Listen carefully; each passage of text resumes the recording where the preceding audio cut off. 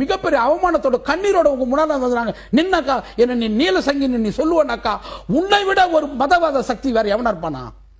நீ தாண்டா உண்மையான RSS. என்னை பொறுத்த வரைக்கும் தோழர், பாசிஸ்ட் பிஜேபி தான் இருக்கணும்ன்றதுல திராவிடத்திலும் இருப்பான். பாசிஸ்ட்ன்றது ஒரு அரச பயங்கரவாதம்.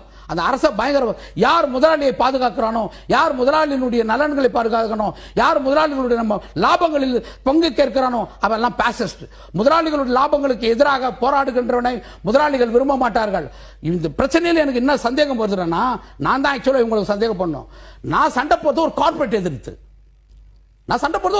எதிர்த்து, நீ எதுக்கு பேசுற? நீ எதுக்கு இந்த வீடியோ போட்ட? அதுக்கான தேவை என்ன? அது ஒரு சமூகத்தினுடைய தேவையை உள்ளடக்கி இருக்குதா? அந்த வீடியோ ஒரு ஆடியோ போட்டல, அது ஒரு சமூகத்தினுடைய தேவையை அடக்கி இருக்குதா? நீ நேரடியாக என்கிட்ட பேச முடியுமா? உங்களால ஒரு விவாதம் வச்சுக்கலாமா? நம்ம நான் வாங்க உட்காருங்க, நீங்க பேசுறீங்கல்ல, வெறும் திராவிடர் கழகம் உட்காருங்க, நானும் உட்கார்றேன்.